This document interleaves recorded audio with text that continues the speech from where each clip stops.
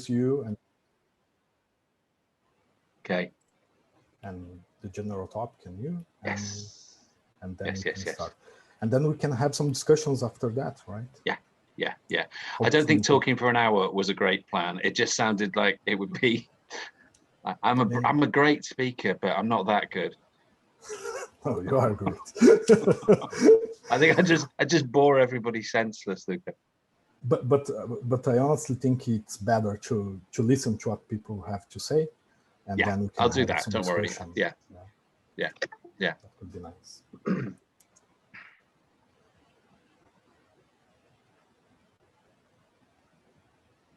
So, are we online now? Yes. Okay, right. So today we are going to talk, hello everyone, and today we are going to talk about this omnipresent business school, because business schools are so prevalent that became almost inconceivable to think about a university without a business school and management classes and things like that. Here in Brazil, business schools are everywhere, and a new kind of university arose, the cheap private university based on business schools and management courses. I would say it's possible that some people in Brazil right now have this idea that university are business schools, because some universities are only that. And what these schools are teaching is that organizations should be companies. And yet the idea of organizations as bureaucratic companies is not transhistorical. Actually, the opposite is true. The hegemonical modern organization is dominant in a very small window in human existence. For millennia, we have been organizing our affairs in different ways, and there is no reason to believe this is the best or the final way of organizing, or actually could be the final way if you think the end of the world is near, maybe, I don't know. And it's relevant to realize this ideology we teach in business school isn't a problem only in our third world poor countries like Brazil or Latin America. It creates problems even in the rich dominant world. So if this new liberal entrepreneurial project isn't that good even for the ones winning this hegemonical, this exploitation war, why should we keep attached to this project? It's hard to believe this is the best way to organize. Our business schools teach things that are in the very best case scenario undesirable, as hierarchy, manipulation, conformity, and so on. So why do we keep teaching people to do this? And should we build us the business schools? If so, what could arise in these places? Questions, so many questions. To answer these questions, we have a chat with Professor Martin Parker now. He's a professor of organization studies at University of Bristol, United Kingdom. He wrote 3 years ago a very insightful book called Shut Down the Business Schools, published by Pluto Books. Like other of his books, this became very popular among critical thinkers, even raising the border between academia and reaching a broader public discussion. And by the way, I should note that Parker wrote several interesting books, including my favorite one. It's about pirates. It's called. Is that your favorite one, Lucas? Okay. Yeah, I really like that one. All right. There is a Martin Parker there, right? Another Martin. Yeah, Parker. yeah, that's right. Yeah, yeah, yeah. An Elizabethan poet. Yeah. Yeah. So yeah, and so since we listen to so many European theories, usually very colonial, we could also listen to its critics. It's also good to know that we are not alone in producing critical theory here in Latin America. We have our good friends across the ocean. I want to thank you, Martin Parker, for being here with us. And I don't know, we can have some discussion after you make your presentation. And I think if anyone wants to talk, they can enroll in the chat, and then we can make a QE or something like that to have a conversation after, right? Yeah, that's great. Well, they can probably raise hand on this Zoom conference as well, can't they? Looks like there's a raise hand function at the bottom as well. Yeah, I think so. Yeah. Okay, good to go? Yeah, sure. Yeah, all right. Thank you ever so much, Lucas. I know Lucas, when he visited the UK about 5 years ago, and we had a lot of fun talking about critical theory and business schools and various other things. Since then, I've just been locked up really in my shed, which is where I'm talking to you from today. I seem to spend an enormous time in my shed in the garden now. So thanks ever so much for inviting me to this. It's a real honor to be presenting at SemeAD. What I'll do is I'll talk for about 40 minutes or so and then open for questions. This is intended to be a provocative presentation. And I really hope you won't agree with what I'm saying in a way, because I want to have an animated discussion afterwards. When I do these presentations in Northwestern Europe, some people nod enthusiastically and say I'm absolutely right, but quite a few people think I'm entirely wrong, particularly those people who have a lot invested in the idea of the business school, which of course is a powerful set of institutions in European higher education, and I will argue in global higher education too. It's based around, as Lucas said, a book I did a couple of years ago called Shut Down the Business School. But it also kind of collects together a series of complaints and thoughts over the last really 25 years or so. I started my career as a sociologist with a background in anthropology and cultural studies, and then moved to the business school about 20 years ago, I suppose, because of my interest in organizations. So I've always felt something of an outsider within the business school. And that's kind of important because I think it'd be reflected in what I want to do with and for business schools too. I've never really become part of them in a way. And many of my complaints are really rotate around the idea that business schools are particularly narrow ways of looking at the social and exchange and organization and so on. So those are the kind of prefatory remarks. Let me share my screen.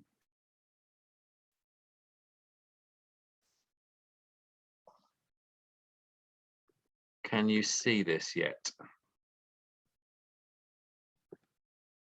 Yeah, we can see. Yeah. You can see it? Yeah, I think we can put in present mode or something. Yeah, that's what I'm just trying to do now. It's go to the beginning. That's it. Okay, that's better. See that okay? Yeah. Yeah. Okay, so should we close the business schools towards a school for organization? In a sense that the talk is in two halves in a way. So the first half of it will be a series of complaints about the way that business schools think about themselves and their teaching and research. And the second half will be my proposal for a very different way of thinking about education in organizing. So this idea of a school for organization rather than a school for business. So don't worry, the first half will be depressing, but as we get towards the end, it gets much better. So, oh, it's not moving. This is what I was worried it was going to happen. Is the oh, there we go. Okay. Now, in a sense, the kind of popular culture critique of the business school is a clue to what I'm going to be talking about anyway. In a whole series of films and books and cartoons and novels and so on, we can see the business school, particularly the North American business school, parodied as a place which teaches stupid people how to be greedy. This is a clip from the Matt Groening TV show, the Futurama, in which Gunther, who's a moderately intelligent monkey, at the end of one of the episodes decides that he's going to go and get an MBA because he wants to be a moderately well-paid monkey in a suit. The MBA has become a bit of kind of an icon for this, with lots of sort of, the idea that MBAs are mediocre but arrogant. It's essentially a kind of a training in a certain kind of language, a certain sort of culture, but also a real focus on self-interest and selfishness. So for many people, the business school is a profoundly difficult institution, one that they are highly suspicious of. It's kind of odd in that sense when you contrast these sort of visions, if you like, external visions of what business school is and does, with the hype that business schools sell on their websites and their marketing materials, in which business schools like to, present the notion that not only are they fantastically good for their students, but also fantastically good for the world, for global trade, for business, for democracy, for equality, just about everything. You get this sort of pitch that the business school is really a force for good. So it's that kind of, I suppose, schizophrenia that really interests me. On the one hand, the business school is being portrayed as a kind of a sort of a kind of prison for greedy lunatics or something. And on the other hand, it's being presented by business schools themselves as somewhere that's going to save us all. Now, the history of business schools is very often written as if it's a North American one. And that's actually pretty misleading, I think.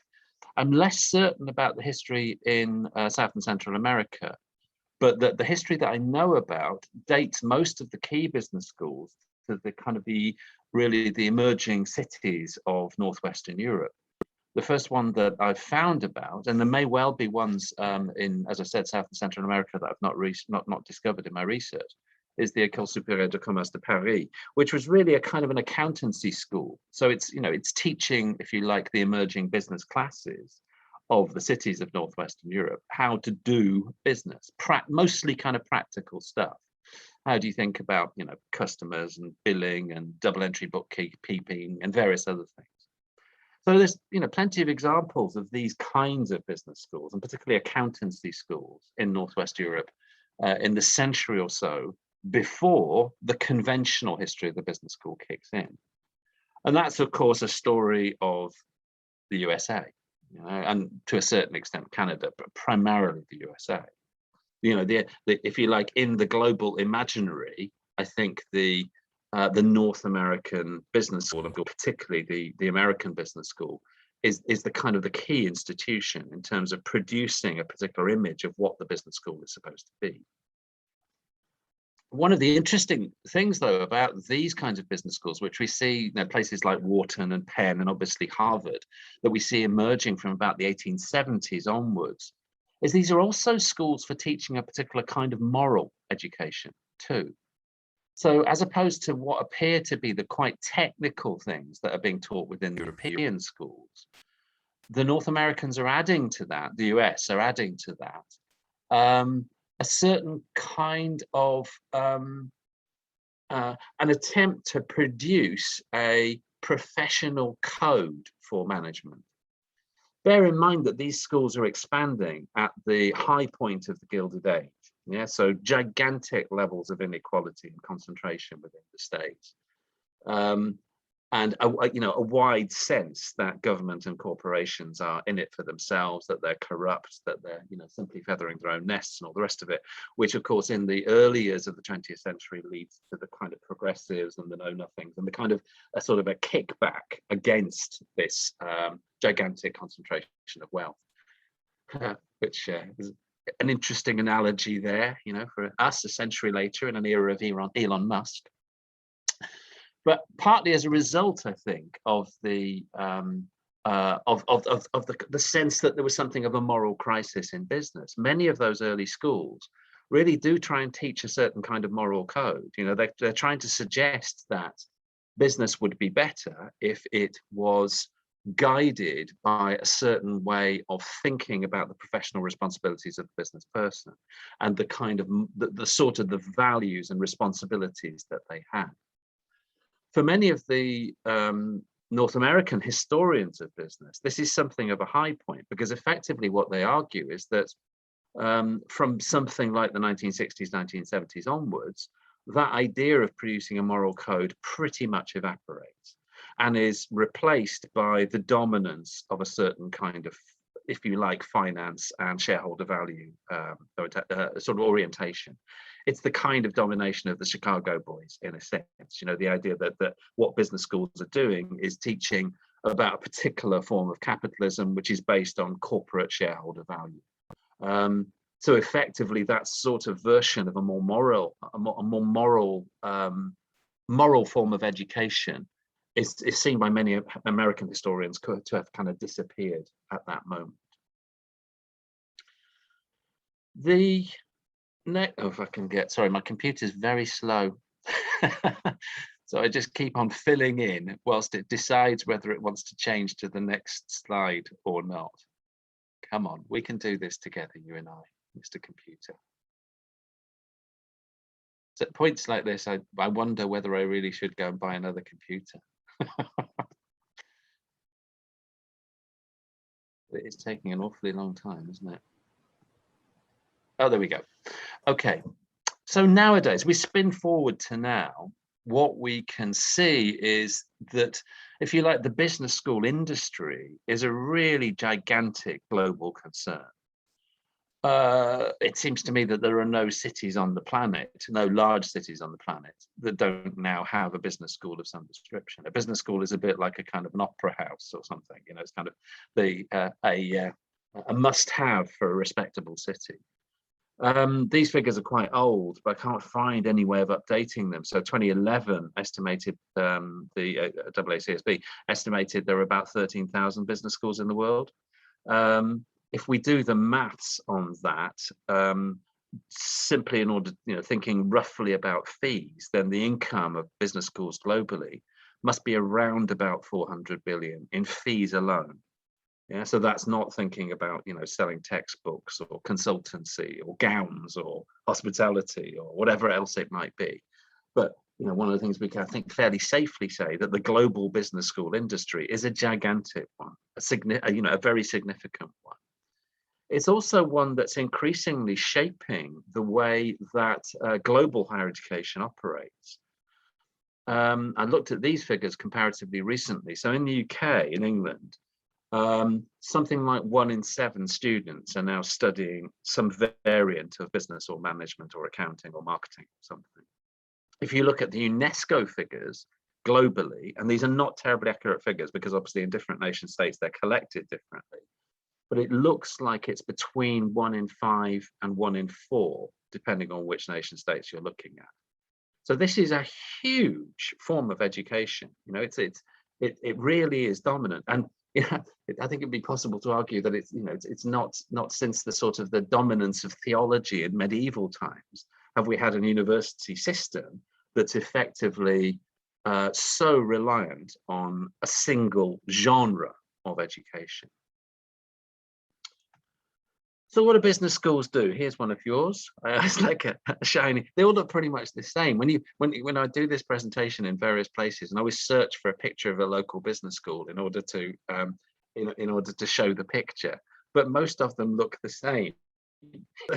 They're all shiny glass things, and they're usually kind of lit like this, and sort of making them look like sort of rather sort of scary headquarters for some evil supervillain.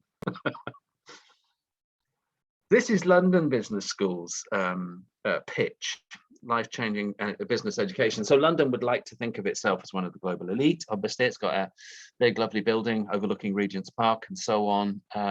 It's certainly one of those business schools that would like to think of itself as connected to a series of other elite schools, many in the States, but also, you know, globally. It's easy enough to document which of those schools are.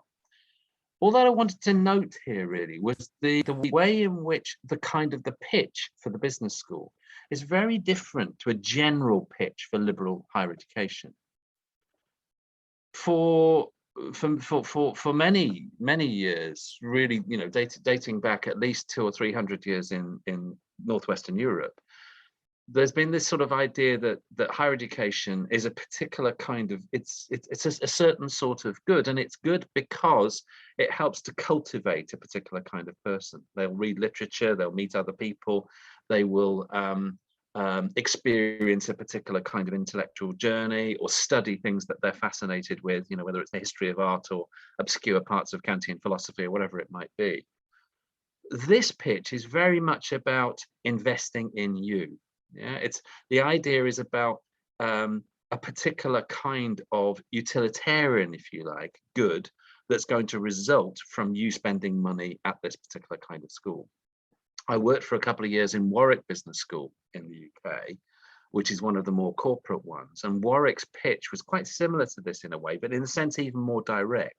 It actually talked about this idea about this is an investment in you. So in other words, if you give us the money to do your MBA or your master's or whatever it is, then that will pay off in terms of your life chances, your increased salary, whatever, that kind of stuff.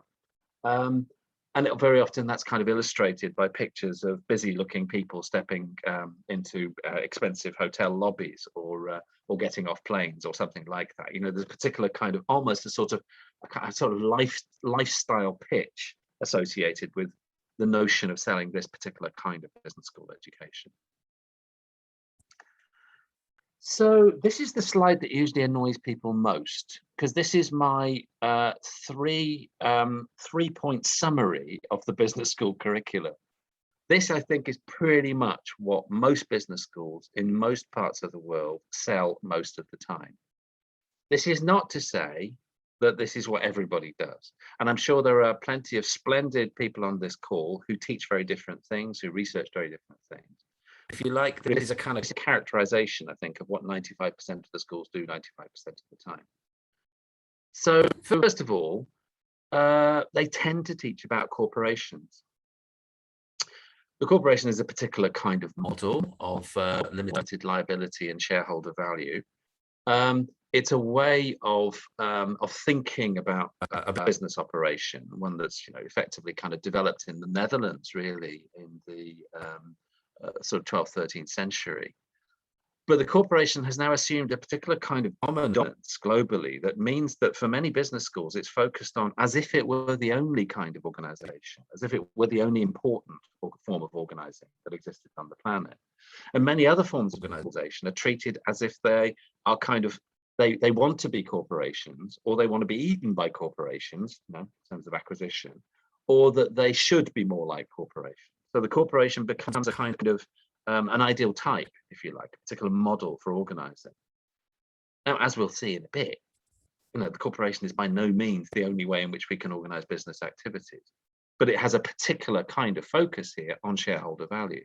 And that means effectively that the task of organizing is conceived to be about the generation of shareholder value. Shareholder value, as opposed to any other kind of value, personal value, environmental value, whatever, is then judged to be the form of value that we should look at in order to understand whether a corporation is successful or not. This relates very much to the second point, which is a kind of an assumption about growth. So growth is pretty much, ideas about growth are pretty much embedded in the curriculum of most of the business strategy, accountancy, finance, marketing modules within the contemporary business school. And it's assumed that growth equals success. So, that kind of the bar chart moving up, whether this is growth in number of products you sell or a number of people you employ or the number of countries you operate in or whatever, growth is simply seen to be a good thing. So I remember, sorry, just thinking this is a kind of Brazilian audience. I remember talking to a Brazilian colleague some time ago now about a Brazilian brewer rather, who, and I can't remember which city this was in, but he made particularly excellent beer and he won some kind of national prizes for making this particularly excellent beer. And he was approached by, I think, one of the large Brazilian brewing companies and asked whether he would like to sell for an enormous amount of money his brand and his recipe and all the rest of it. And apparently after some consideration, he decided he didn't want to, because he was perfectly happy just making nice beer that his friends and his family enjoyed and didn't really want to sell all that stuff to some corporation. Now, in terms of business school logic, that's just bizarre. It doesn't make any sense, because why wouldn't you want to grow? Why wouldn't you want to achieve some kind of global domination? And it effectively means that big ideas about big forms of organizing become beautiful. They're just assumed to be better in some way. And then the third point, management. a couple of years, well, 20 years ago, I wrote a book called Against Management, in which I tried to suggest that the idea of management is a particular notion of imagining hierarchical organization. Management usually is articulated as a certain set of knowledges or practices or something, but carried out by a cadre of individuals who are, the managers. And in a way, what happens when we do that is we're kind of building in a version of insufficiency to most people's lives. That's to say that most of us can't manage ourselves. We need somebody else to do it for us. That we have to be embedded within hierarchical organizations in which people up there tell saps like us what to do down here. And that then becomes a kind of default assumption, one that embeds particular ideas about information, about reward, about the conception of leadership and so on, that effectively articulates organizing as being the same as management. Now, again, as I'll show in a bit, I don't think that's necessarily the case. So these three assumptions about the centrality of the corporation, about the necessity of growth, and about the importance of management, provide a kind of framework, a skeleton, I would argue, for understanding what business schools actually teach. So who benefits from this stuff? What's it for? And it seems to me that the kind of the clearest answer about that is essentially that business schools teach capitalism. It sounds a bit glib. It's a bit, it sounds a bit too simple when I say something like that. But that's essentially what business schools are doing. They reproduce a particular set of understandings that naturalize or normalize many of the assumptions of capitalism, which, when you state it like that, makes it sound rather like ideology rather than a form of education. And this is a form of ideology that is effectively supporting an economic system that is producing gigantic inequalities. Jeff Bezos, for example, seems, it's difficult to tell at the moment, but people like Bezos and the rest of them appear to be the wealthiest people who've ever lived, probably in comparative terms, even wealthier than the pharaohs. Capitalism is also generating an increasing concentration of large global organizations that effectively kind of disguise their dominance behind a whole series of different brands. This is a fairly old slide now, but one that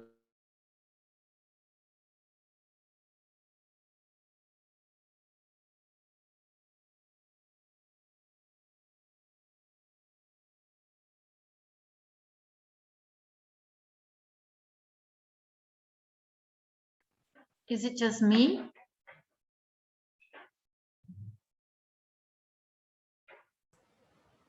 Martin, do you hear me?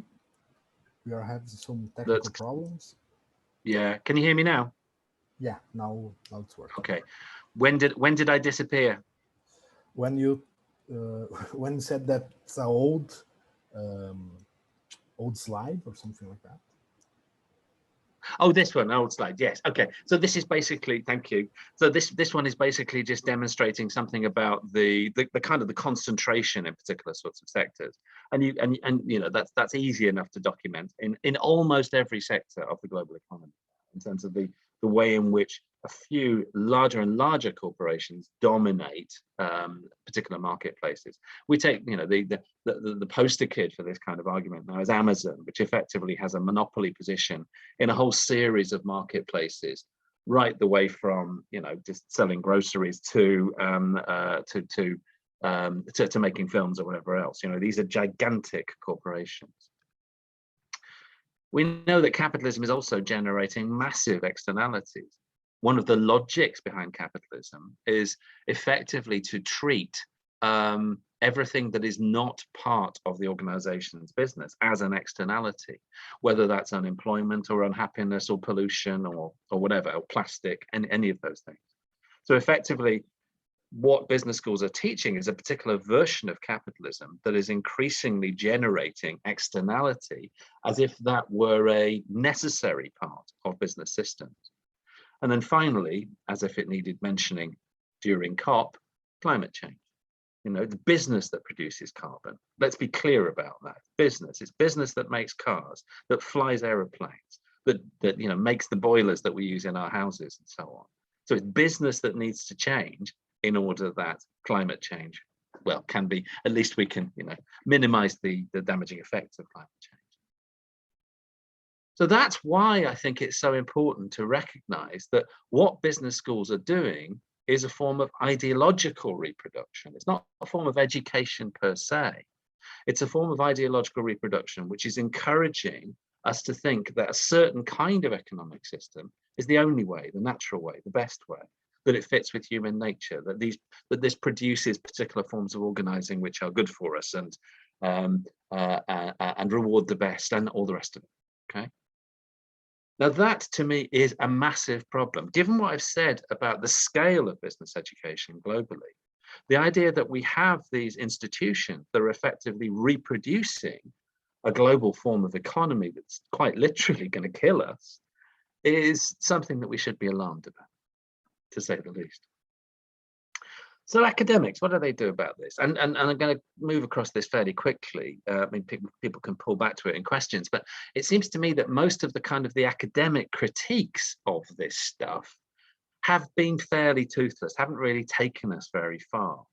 You know, I, for example, have been involved with this thing called critical management studies for the last 25, 30 years now.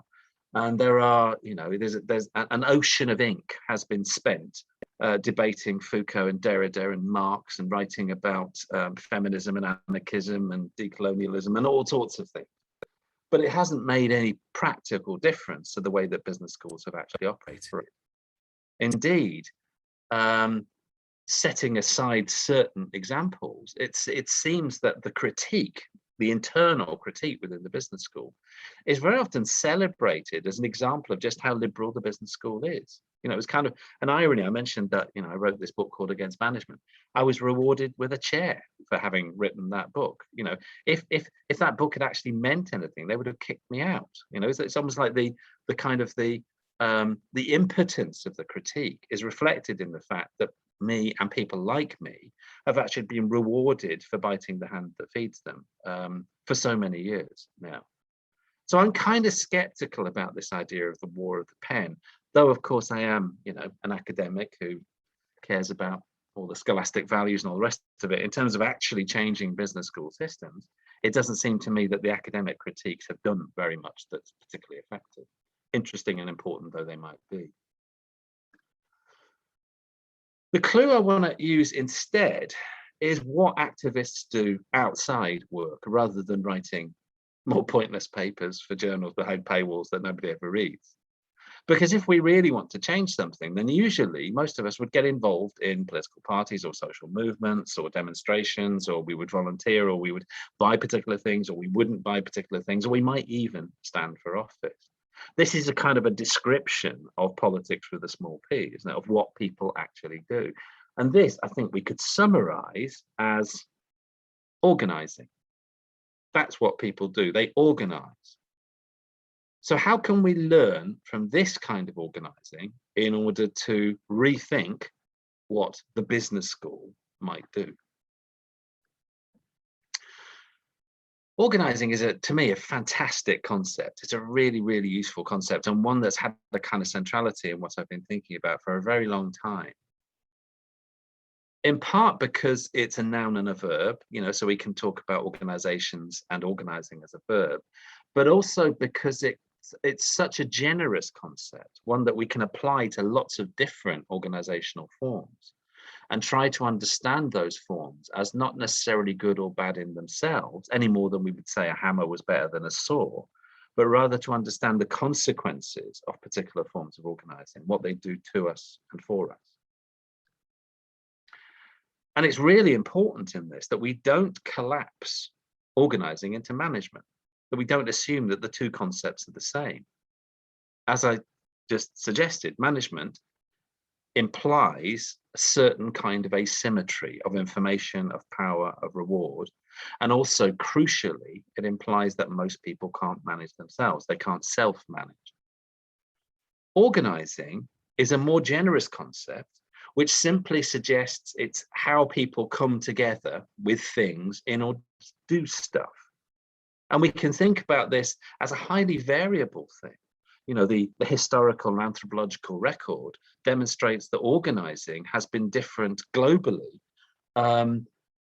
depending on how people think about their economies, their cultures, their kinship systems, who they're allowed to have sex with, who they're supposed to worship, etc., etc. What we see there is diversity, variation. So organizing, for me, is the proper object of inquiry of the part of university which is concerned with exchange and organization. That's what it should be looking at, is organizing, not the particular form of organizing that we call management. And it's kind of important for me to relate this to the idea of the university as well, because there's a curious thing going on within the business school that we don't really see to the same extent, I think, in other subjects. So, you know, what would we think about a history department that only taught about the 15th and 19th centuries and left the rest of history out? Or a geography department that only taught about certain parts of the world, South America and Australia? Or a medical school that only taught about certain parts of the human body, or only treated certain kinds of human beings? Because that's effectively what the business school is doing. The business school is only teaching about certain forms of organizing, but excluding the rest of it. This reminds me a bit of that old idea of the hidden curriculum. This is something that, a concept that you saw emerging, particularly in sociology of education in the 1960s, 1970s, and was focusing on initially very much about gender, about what doesn't get taught, about the messages that get sent when something gets missed out. So if you don't teach about women scientists, or you don't teach about Black opera singers, or you don't teach about gay people who have been culturally or politically significant, then effectively the lesson is those people don't exist, those people don't matter. And it seems to me that the business school has a hidden curriculum in this sense too. In teaching about corporations, in teaching about growth, and teaching about management, its hidden curriculum is all the other economic forms, which, and these are actually existing, these aren't utopian dreams, these are actually existing economic forms that play with ideas about ownership and control and localization in often highly sophisticated and enduring ways. The obvious example here is the cooperative. In Northwest Europe, I don't know so much in South America, but in Northwest Europe, the cooperative is highly significant in its absence within the business school. Very rarely, in certain schools, it's taught about, but in the majority of schools I've worked in and know about, the co-op is a business form that simply isn't discussed because it's almost effaced by the corporation. This is simply bizarre. You know, we have very large and successful cooperative forms. There are all sorts of things we could say about co-ops, about their advantages and their problems and so on, but the fact that they're not taught at all is a remarkable elision. So for me, the hidden curriculum of the business school is any alternative to the forms of corporate managerialism that I've been discussing. Moving towards a conclusion now. This is a little bit from the introduction to the Royal Horticultural Society's Gardener's Encyclopedia of Plants and Flowers, which my mother-in-law gave me. It's a beautiful book, which contains all sorts of illustrations of the different plants that live in different parts of the world. And there are big plants and small plants, and plants that can live in very salty places, or plants that can live underwater, or plants that move around a bit, or, you know, whatever, plants that reproduce in a variety of different ways. My point here is that if we wanted to understand something about botany, about, you know, the study of plants, we would assume diversity. We'd assume that we needed to be attentive to the huge variation in the ways in which plant life has adjusted to a variety of circumstances. And it seems to me that that sort of principle, the assumption about variety, is one that is so completely lacking in the business school. The business school assumes the one best way. It teaches the best way to do capitalist business. And consequently, ideas about difference, diversity, pluralism, and so on, and particularly that notion of experimentalism, to me, are effectively not seen to be important principles.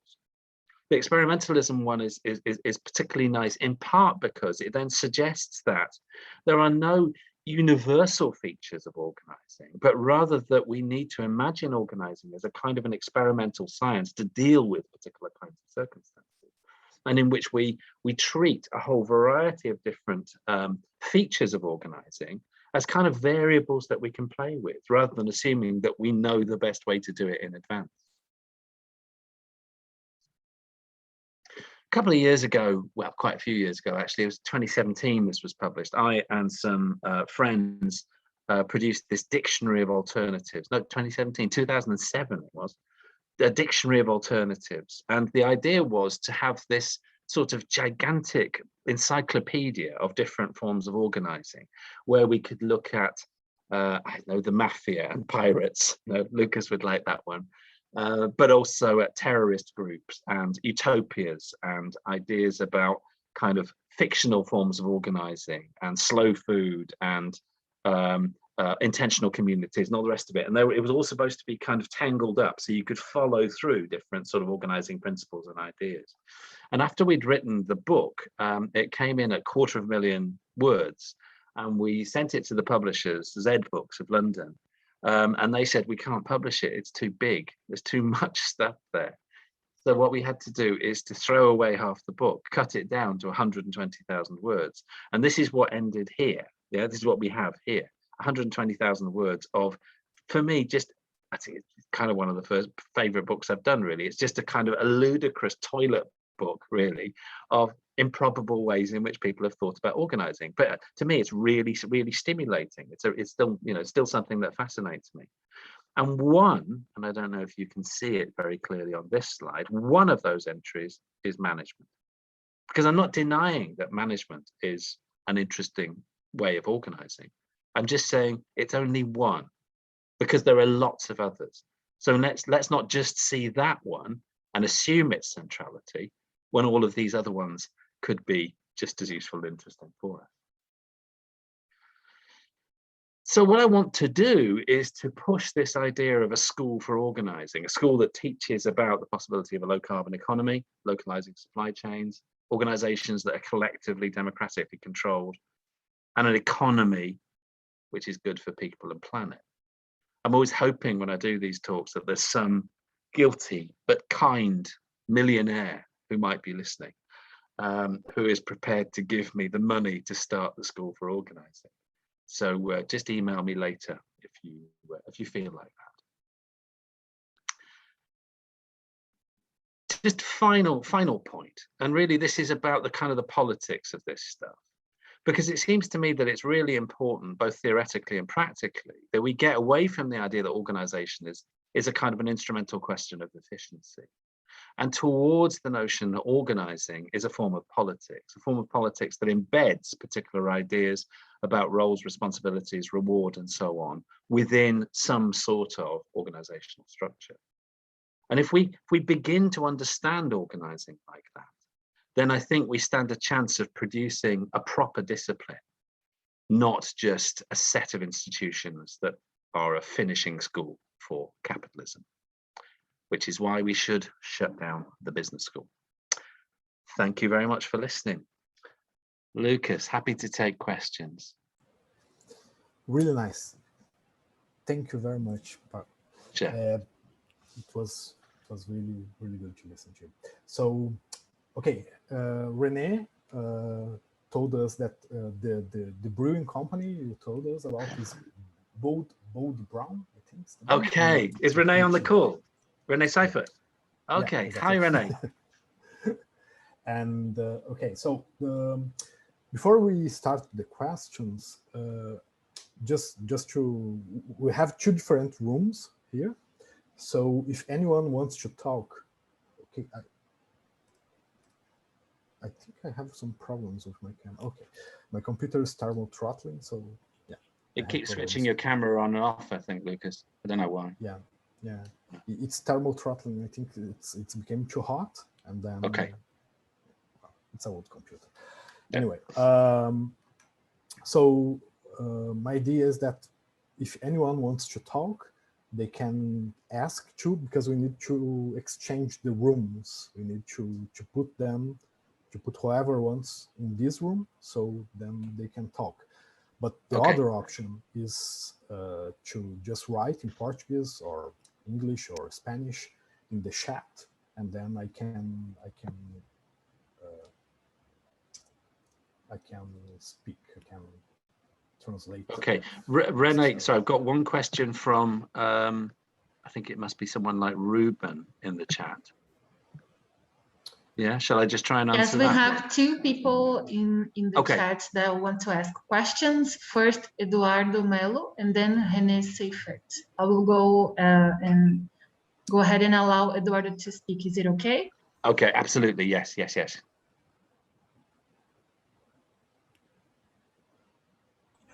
Professor, can you hear me? I can. Hello, Eduardo. Hello. First, congratulations on your meeting. I have found it very inspiring. I've seen people who are also appreciating very much. And my question is, I would like you to explore more the ideas between the business administration curriculums and the business management curriculums.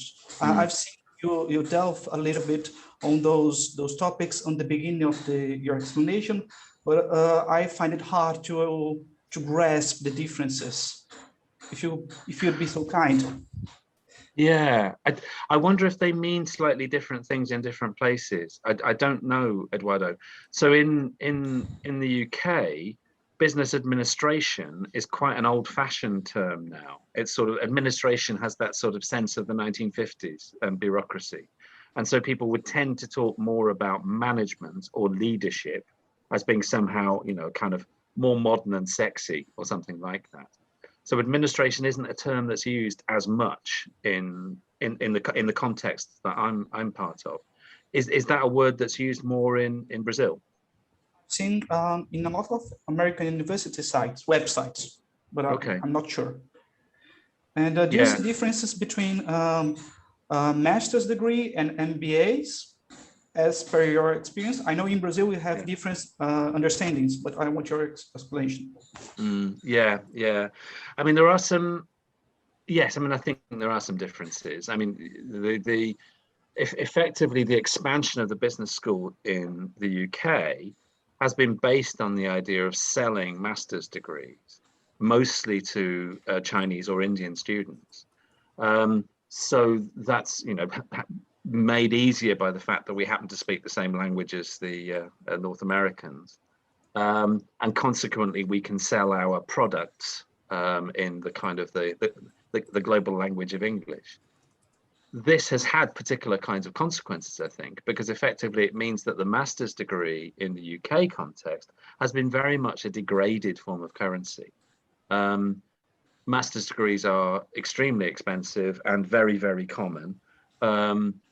And in a way, the undergraduate program now, I would argue that the undergraduate program in the UK is very often at a higher level than the master's program, which sounds like something of a paradox, but I think in practical terms, it's true, largely because the master's programs are effectively products that are being sold into a global non-English speaking market.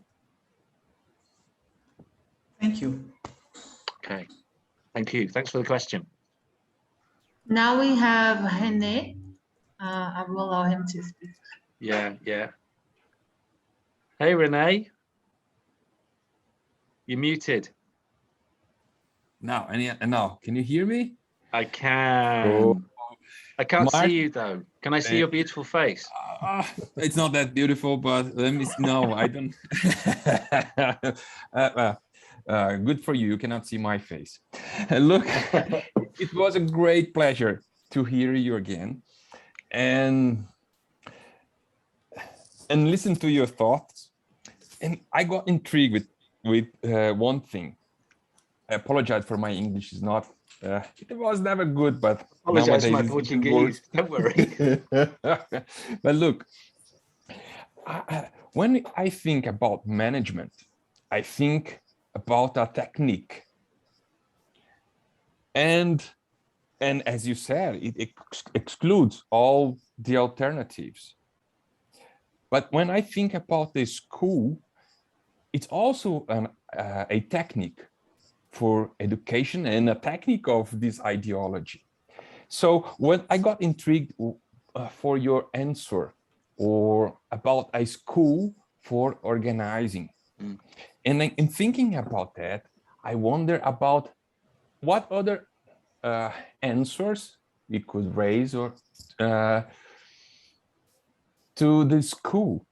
Here in Brazil, I'm much engaged in raising funds, not to fund a school, but a house. And what about a house as a space for learning, or a space for research, or a community for organizing, a community for learning how to organize in different ways? And that's I'd love to hear what you think about that. But thinking about beyond the school, considering that the school is itself a technique, so it's attached to this mode of thinking and doing things. Yes, I mean, I kind of want to answer you in two ways, Rene. My first answer is to say that this paper is primarily about radicalizing business schools within universities. So that's kind of my target in a sense, in order to poke and prod and be rude to business schools in order that they do something different. But the implication of my argument is more like, I think, what you're suggesting, into the kind of a more deinstitutionalized version of how we learn to organize. So people like Paulo Freire or Ivan Illich, for example, Peter McLaren, those sorts of ideas about how we take education, learning, out of the formal structures of education and imagine it in more participative and democratic ways is something, yes, I mean, I would really like to see that happening. I guess what I don't know is whether that kind of education could be, could counter the power of the global business school. Yeah, it's something like that. And I kind of feel at the moment that my energy and effort should be aimed at doing something with the global business school, because that's such a big danger that we face right now. Does that make sense? Yes, absolutely. Yeah, it does make sense. Yeah. So I do agree with you, but it's kind of like my concern at the moment is a slightly different one, I guess. Yes, I think that the difficult thing is like you said, is it possible to, when we face a great danger like the business school and the whole system, whether can we change it, or should we just try to find spaces of resistance, like cracks in the system where we can maybe just hide and stay alive? Yes. And I don't, there's absolutely a real distinction here, isn't there, between kind of, if you like, what you might call entryist strategies that try to step inside institutions in order to transform them, and kind of more radical strategies very often, which almost work around those institutions that try and do something different. And I suspect, in part, that again, these are organizational questions, aren't they? That sometimes we'll need to do one and sometimes we'll need to do the other. Because I have a very strong sense that there is no one organizing principle that's going to save us. That we need to be flexible and fluid in the way that we think about how we organize, whether politically or economically or anything else. So I suppose my response to that is it kind of depends on what you're confronting. You're sure. So, yes. Thank you. Pleasure. Thank you for the question, and it was lovely to see you again, and I hope to meet you one day again. Yeah, I hope so. Okay. Nice. Is my mic open? Yeah. Yes, it is. We can hear you.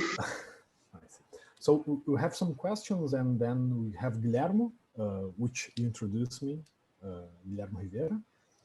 But before, we have some questions in the chat. So We have Arnaldo asking, Martin, would you say that the disciplines themselves that are taught at the business schools carry the ideology that supports the capitalist logic? So in terms of, I'm going to assume that this is kind of about the way that the business school chops up knowledge, you know, so you have a course on marketing and a course on accounting and a course on strategy and so on, something like that. Yes, I mean, I think that's almost certainly the case. In the book, the Shut Down the Business School book, what I try and do is to suggest that each of those disciplines is raising an important question about organizing. It's just it forecloses the answer. Yeah. So let's take the example of strategy. Yeah, as an example. Yeah. So strategy in terms of a bunch of people thinking about the future is not in itself a stupid idea. You'd be daft not to think about the future and what the future might look like and what sorts of products or services or ideas or whatever it is, you know, you're going to be imagining in 5-10 years time. It's just that when strategy is applied within the business school, it's usually about growth or shareholder value or something, isn't it? That there are a particular set of metrics for deciding whether or not you've been successful. Yeah. So again, going back to René's brewer, that's great. He was here as well. You know, I mean, presumably that man was thinking about the future. He just wasn't thinking about the future in the ways that the business school would think about the future. And I think that's probably true for most of the business school disciplines. So even something like marketing, you know, that well, of course, if you want to sell a product or a service, then you need to find ways to let customers know about it. You can't just assume that they're going to kind of stumble across it. But there's all sorts of other questions about how you encourage them to buy it that usually marketing doesn't consider very systematically. So I think my answer is probably, it's not the disciplines themselves, it's more the way in which the questions those disciplines raise are foreclosed, if that helps. Yeah, sure. I think it answers. But I don't know, I have some impressions that some disciplines like marketing, for instance, I don't know, is that possible to teach marketing in a way that's not corporative or something? To take one example, you know. Yeah, well, I think that's a really interesting, because it's almost like a limit example, because sometimes when I've done these talks and then I sort of you know, argue that we need accounting, for example. You know, you can't get away having an organization that doesn't count the money and make sure that people get paid fairly and all that kind of stuff. But yeah, could you imagine a business school without marketing? Maybe.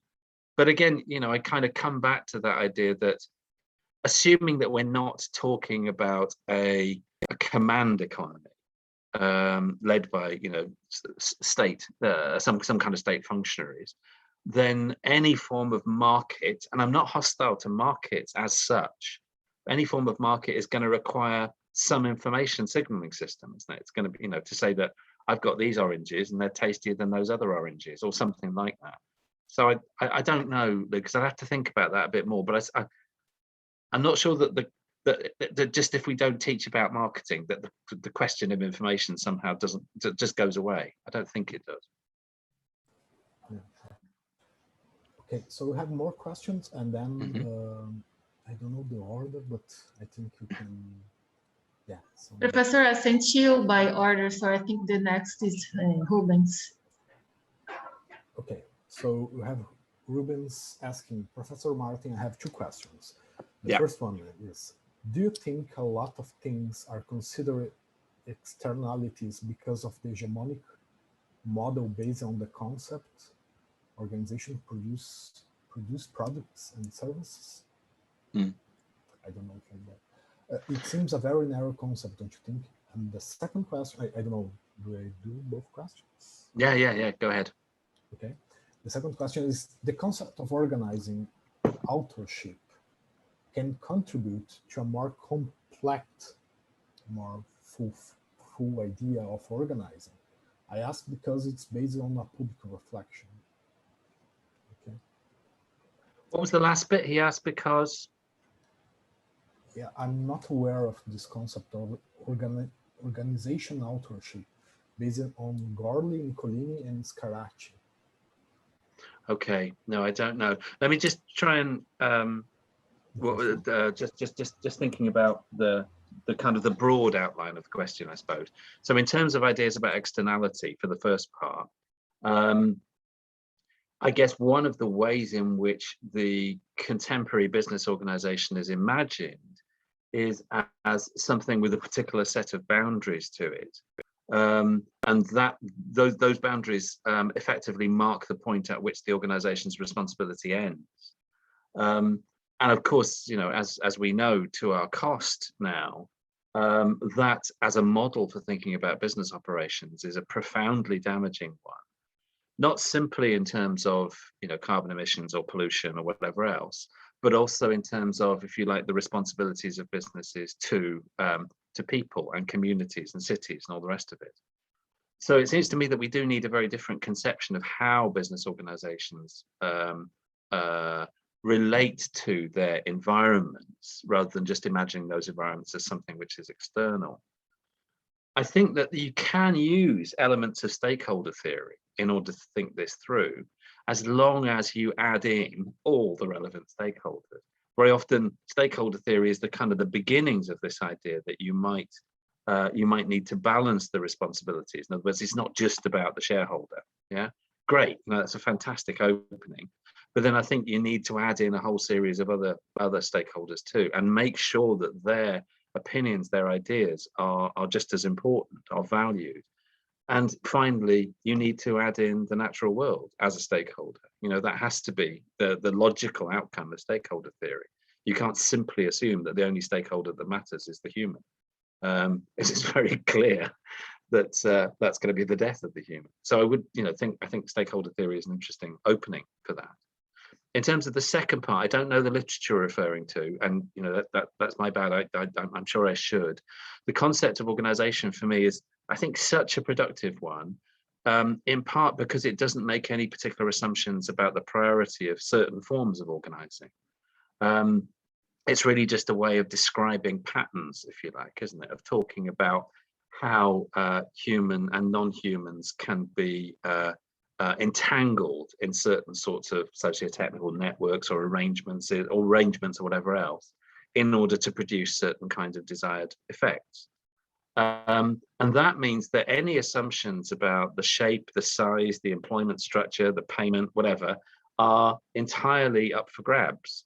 And I really, you know, I like that. I like that in the sense that, and I used this metaphor a bit before, you know, if you're confronted by a bench full of tools, yeah, a hammer, a saw, screwdriver, whatever, then all of those are interesting and useful things, but they don't necessarily tell you what you're going to build, do they? You know, that they provide you with the possibility of thinking about that. And it seems to me that we should be treating lots of the kind of the variables that we might use to describe organizing as a bit like that, as tools. You know, do we want to have a hierarchical decision-making structure? Do we want to have full-time permanent managers? Do we want everybody to get paid the same? Do we want everybody to be working 5 days a week in the same location? Whatever. All of these are variables, yeah? And we can play with those variables in a variety of different ways in order to produce the form of organization that suits the people who work for it and the people who might rely on it in other ways. Yeah, and I'm sorry I didn't get to the second part of it, but I just don't know it. Yeah, me neither. So okay, yeah, maybe I'll take a look about that. Yeah, the part about externalities, I was reading Ivan Illich again and again. Okay. Always do that.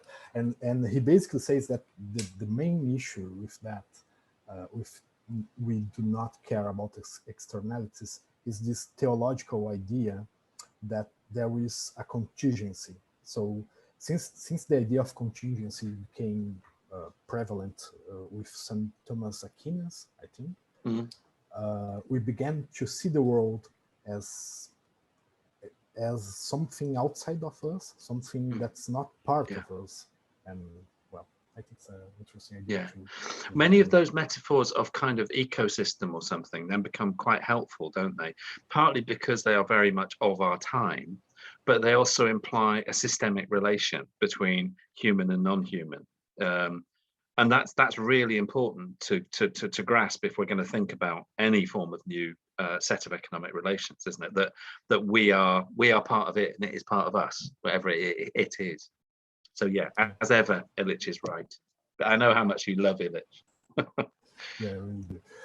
Okay, so we have more questions. Breno Costa wrote, I have a question, I will type here, about change. There is a gap between the good ideas produced by academics and the day-to-day practices, but aren't these two, I say papers, but I think roles, these two roles really, really are equally important? Who will fill this gap then? So is this a question sort of about the impact of academic work? Do you think is that the sort of the idea? Yeah. I mean, I think it's is that Breno who's asked the question? Breno Costa. No, anyway. Yeah, exactly. Sorry, I was just looking at the chat there. Yes, it is. Yeah. Okay. Thank you. I mean, one of the characteristics of the Northern European university system now, I think, is that it's largely a conversation between academics.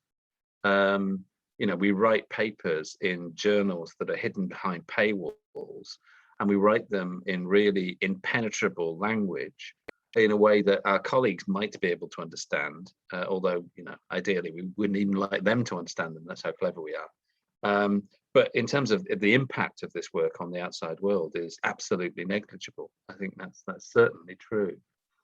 That leads me to question a couple of things. One is modes of dissemination. One of the things that we've seen in the European university system over the last 25, 30 years is the increasing dominance of the journal article as the gold standard, you know, the best currency, if you like. And the Global Business School has been absolutely enthusiastic about that stuff. You think about the Financial Times 45 list, for example, so the 45 best journals in the world. So in order to publish in one of those journals, there is a very ruthless selection process that makes sure that anything that's legible and relevant won't get published in there effectively. So we need to think about dissemination, because you're right. I mean, academics do sometimes have good ideas, but they don't have a way of getting those ideas out into the into public spaces very effectively at all, I don't think. The other question that's kind of implicit in that, of course, is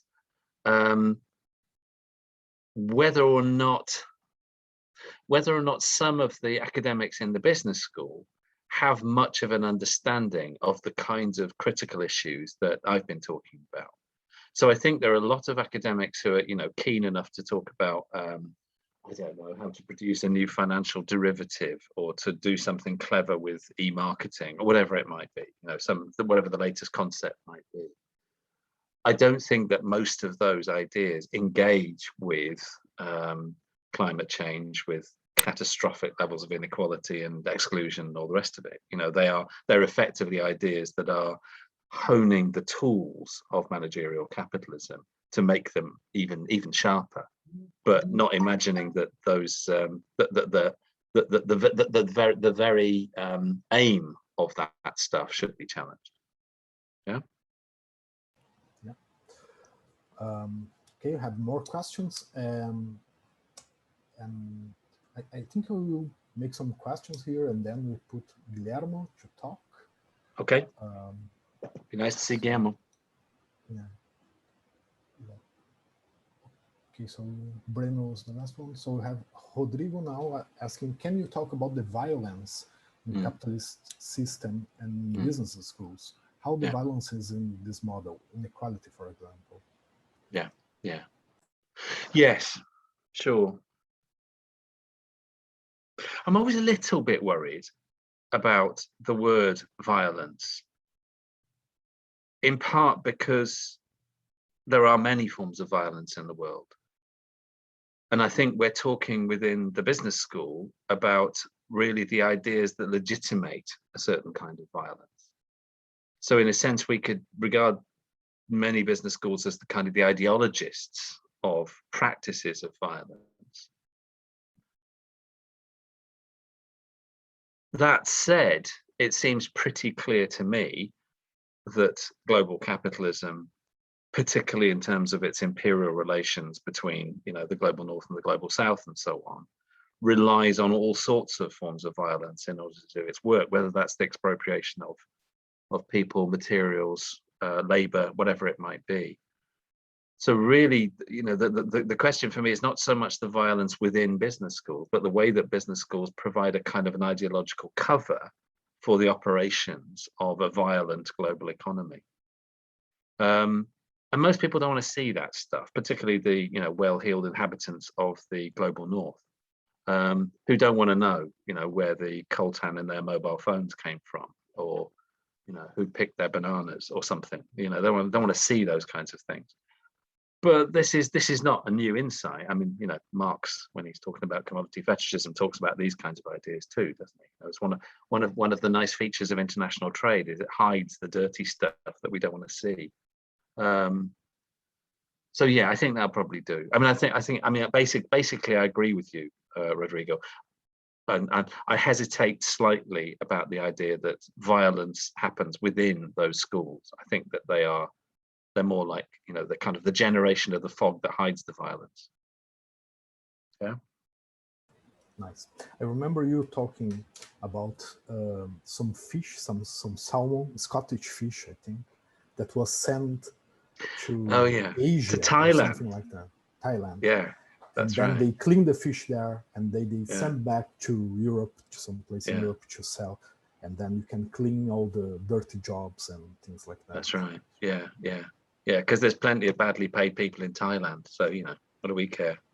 As long as it goes somewhere else. It's like a kind of magic trick in a sense, isn't it? It's like you're just pulling the cloak in front of the nasty stuff. Yeah, and then magically you reveal it, and the beautiful product appears, whatever it might be. Your new laptop, your new car, something. Yeah. All right, I have a lot of questions. I think we can open to Guillermo now. Guillermo, you're muted. Hi, Martin. How are you? I can put on the camera, but I gonna talk. It's great to have you here. Fantastic to be invited. And it's great that you are with us here in South America, talking about the alternative form of organization and your book about shut down business schools. And I have more than a question, a comment. I think I like this idea that you said about the reproduction of ideology more than teaching in this business school. And I think that happened also not just in the business school. Here in Chile, we have a very neoliberalist form of education, and the university have this capitalist model, and maybe you have talked with other people about it, but have you think about this idea also happening in the this reproduction of capitalism also happening in school of sociology? I teaching in a school of psychology, or other not just in business school. Have you what are your opinion about that? This model, this reproduction of capitalism, this ideal of reproduction, is it present in other parts of the university too? Yeah, I mean, this is a bit like my response to Rene in a sense, Guillermo, in that yes, absolutely. That by focusing on the business school, there's a danger that we then just assume that the rest of the university is just fine, and that should just carry on doing whatever it does. For political reasons, for tactical reasons, if you like, that's very often the focus of the way in which I'm trying to push this argument, to say that the business schools are particularly difficult, particularly problematic, if you like. But if we pull out more generally, then yes, of course, universities teach a whole variety of forms of knowledge that are questionable in various ways. I wouldn't go to sociology first as the place for that kind of stuff. I'd rather go to the science and engineering departments. Very often in the European universities, particularly the kind of the elite science universities, those departments of chemistry, physics, biology, engineering, and so on, are largely co-opted by big corporate interests, because it's the big corporations that are paying for the research that takes place there. That's not universally true, but very often it effectively means that the kind of research that takes place is research that is effectively about trying to discover new forms of innovation or technology which will benefit the capitalist interests that have been paying for it. So yeah, you're right. I think that, you know, the university is a troublesome institution more generally. It's just that the bit of it that I'm most annoyed about at the moment is the business school. So I'm kind of going for that. And there's also, it kind of depends which sort of audience I'm talking to as well. Because sometimes when I do that line about almost like sort of, it's the kind of hidden curriculum sort of line, or the exclusions thing, you know, what would we think about a biology department that taught about this and this, but didn't teach about this? And then people kind of get that in a way that relies on the idea of the university, almost like the fantasy of the university, as a space for inquiry and logic and debate and discussion and so on. And I still like that as a kind of an ideal type, as a particular conception of what the university could be, if you like, even though we know that most of the time it lets us down. Does that answer the question a bit? Yes, Martin, sure. Thank you very much. It's a pleasure. Hope to see you again sometime, Guillermo. Yeah. Nice. So we have now Igor. I think we can put him in the room. Hi, Igor.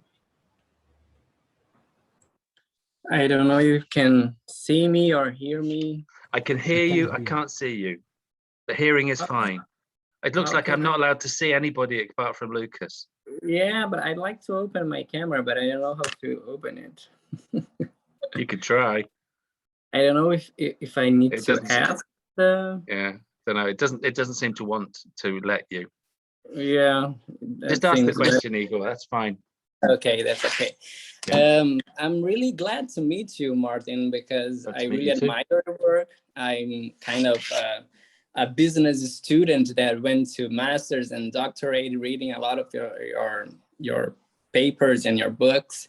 But now as a researcher, I really like the ideas that you brought to us, because it's kind of what I'm researching, in a way of thinking imaginalism as a way of being and living that spread through all society. And one of the things that I would like to ask specifically about your meeting, it's in Brazil we have a kind of different way of universities, because we have free of charge universities, and in this case we have free of charge business school also. And we see here a lot of elite students that comes to this university because they are like with high quality. And we also have low-income students, and in this way, they when they're sharing the classes, they don't really relate to each other. They don't mix. They don't share anything. So I was thinking, how can we expect a school of organizing in a way that society doesn't change before? How can we teach these ideas when we have people with privileges and people like with high social positions that don't want to change this configuration of society? Yeah, it's a great question. How are your ideas regarding that? How can we conceive a school of organizing, thinking that we have this kind of society? Yeah. One of the things you pointed to, Igor, let me just begin with this idea that most business school systems are subtly different. And I come from one which is heavily marketized, and in which master's courses are sold in order to subsidize the universities that the business schools are part of. Effectively, the business schools are acting as cash machines, which have allowed for the privatization of the university system in the UK. That's not the case everywhere. And as you just said about Brazil and large parts of Northwestern Europe, there is still much more state subsidy of higher education, and that produces some different kind of effects. In terms of your question about almost kind of how can we produce a school for organizing in a society that is so fundamentally unequal, I guess I'd want to think a bit more about the relationship between education and society. So I assume that those two terms are in some sort of relation, but we don't necessarily know what it is.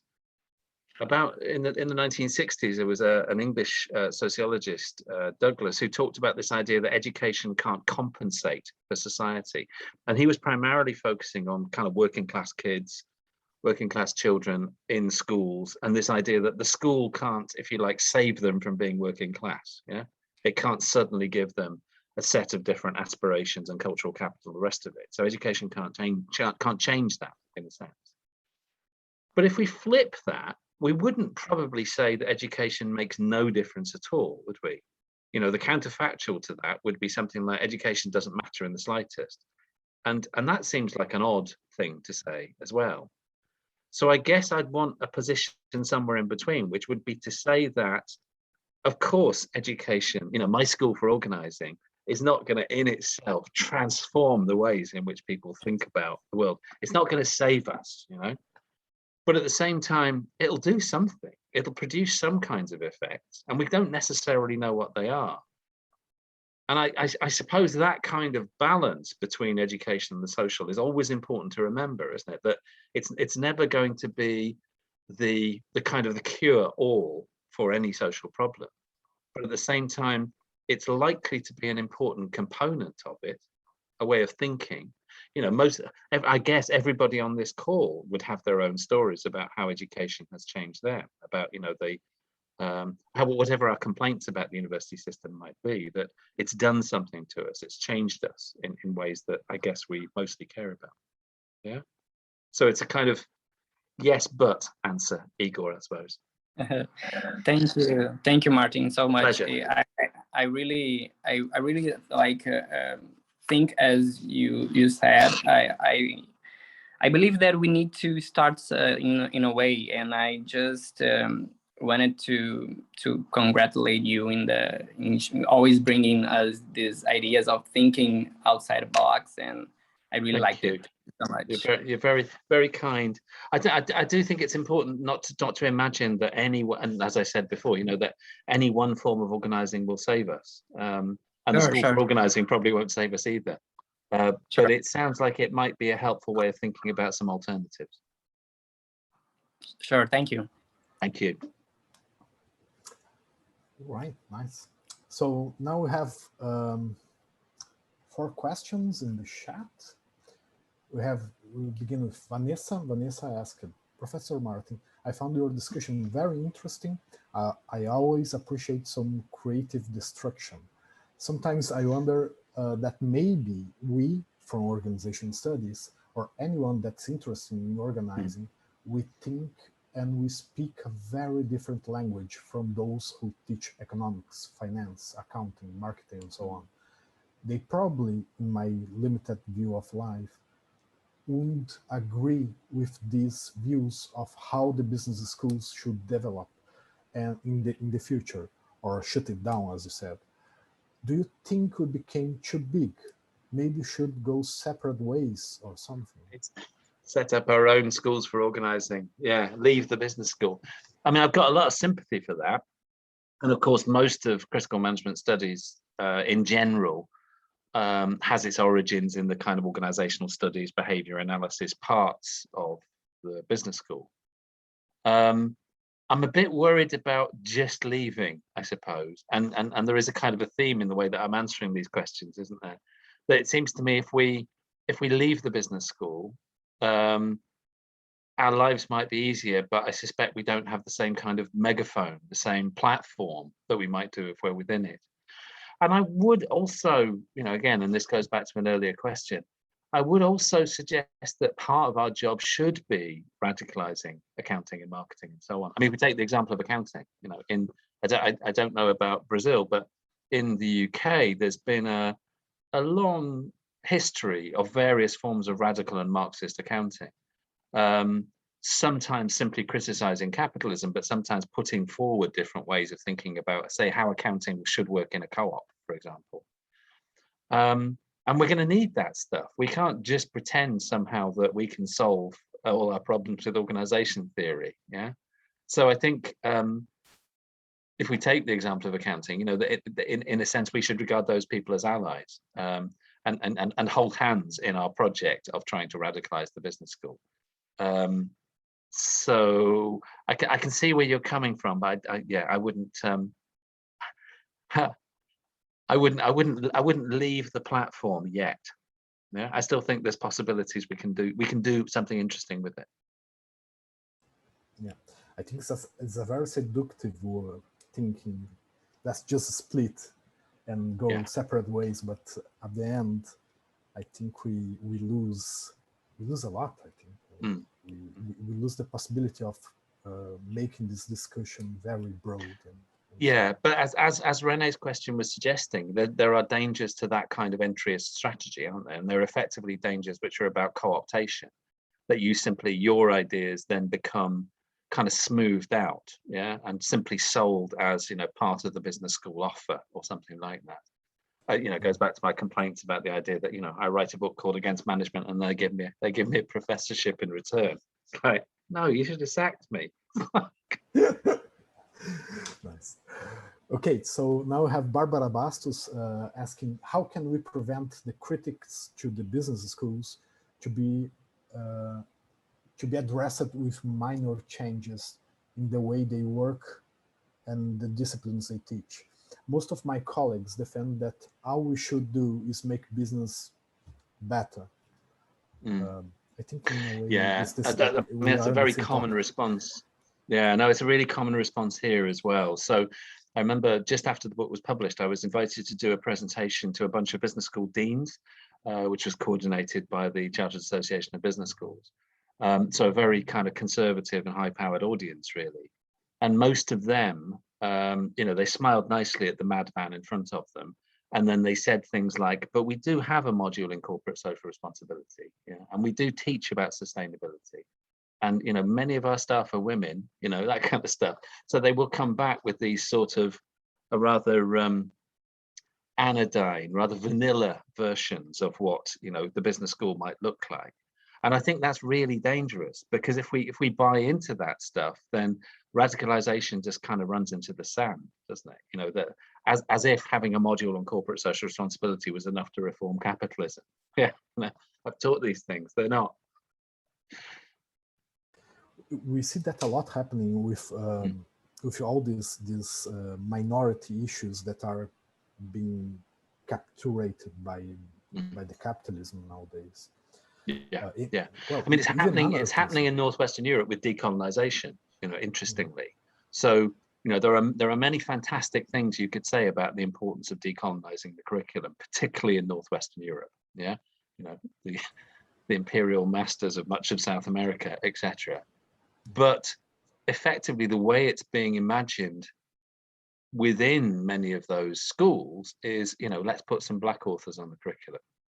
Yeah, as if that was the solution, you know, rather than thinking about the whole kind of project of international trade and comparative advantage in the first place. No, let's just put some Black faces on the curriculum.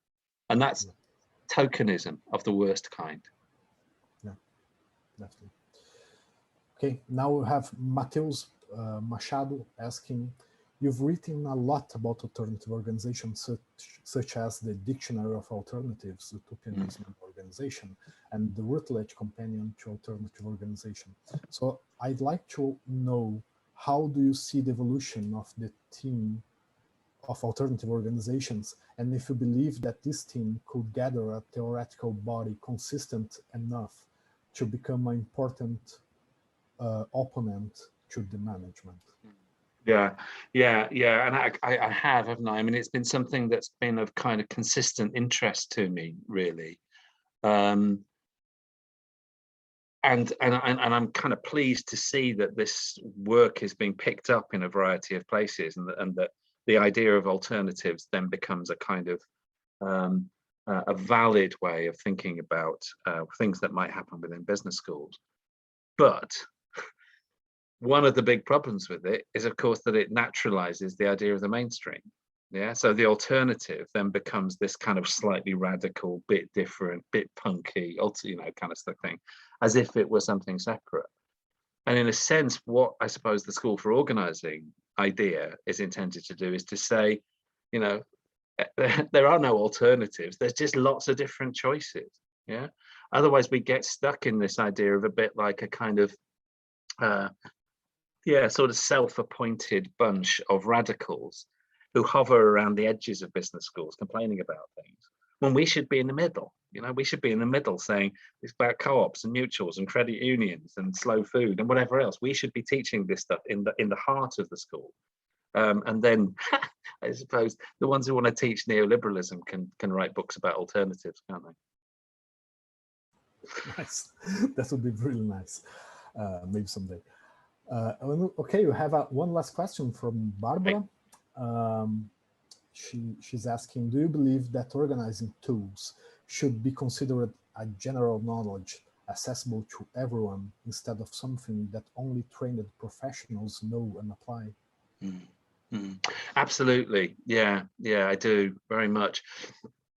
One of the ways in which I've expressed this is through the etymology of the word management. So in English, in England, there was a prior word to management called managery. And this is a kind of an Elizabethan word, managery. And managery, it's used quite, the word is used a bit in Shakespeare, was like a kind of an everyday activity of coping. Yeah, so, you know, kind of practical way in which people got on. So you would ask somebody whether they had the managery in order to deal with a particular kind of situation. So the word cope, I think, has very similar kinds of meanings in modern English. That seems to kind of open up the possibility that everyone's an organizer, right? You know, that in practical terms, we all arrange our lives, our families, our domestic affairs, our leisure affairs, and so on, in often quite complicated and interlocking kind of ways. So I think we've all got those kinds of practical skills of managery, if you like. What seems to have happened is that a particular element of those skills has been kind of privatized by the business school and is then sold back to people for often quite large sums of money. So there's a curious sense, I think, in which it's absolutely necessary for the School for Organising that we assume that people already know how to organize. And what the job of the School for Organising is to kind of compare the different alternatives. You do it like this, you do it like this, you think you do, you know, Again, going back to that idea of a kind of an experimental science, in the sense that we think about, I'm very, very, very drawn to these metaphors of tools. You know, if you were learning from somebody who knew how to make a chair, yeah, and you had some idea how to make a chair, then you'd kind of compare the different ways in which you put together joints and use different kinds of tools and all that kind of stuff. That's sort of quite a practical sense in which you're working with different kinds of skill, yeah, something like that. So yes, absolutely. I think it's really important that we don't imagine that only certain kinds of people can organize and they can kind of sell that knowledge back to us.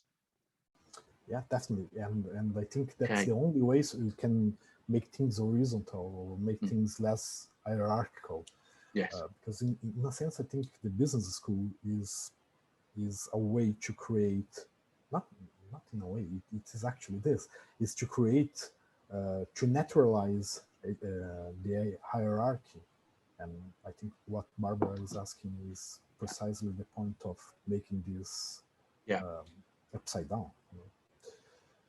Okay, so great. Yeah, that was nice. That was really nice. It was a pleasure to do it. Thank you ever so much for asking me, Lucas. That was a really, really kind thing. And thanks to all the audience for such great questions as well. Thank you very much, Martin. It was really nice to listen to you and to hear these great ideas. And maybe one day you can be more popular with these ideas. And I don't know. One day. Those could be the rogue ones. Yes. As we say. All right. Thank you very much. Thank you, everyone, to this. Thank you very much, and good to meet everybody. Professor Martin and Professor Lucas, I just have a quick question. Is it possible for us to broadcast this recording in the SemeAD YouTube? Do we have your permission? Yeah, you have my permission. Lucas, you all right with this? Yeah, sure. Yeah, Okay. yeah, go ahead. Yeah, that's absolutely perfect. fine. A pleasure. Thank you very much. No problem. Okay. Thanks very much indeed. Oh, and I don't know who you are, but SemeAD host, if you send me the link Yes. to this, I'll put it on whatever social media platforms as well, because people in Europe might be interested in this as well.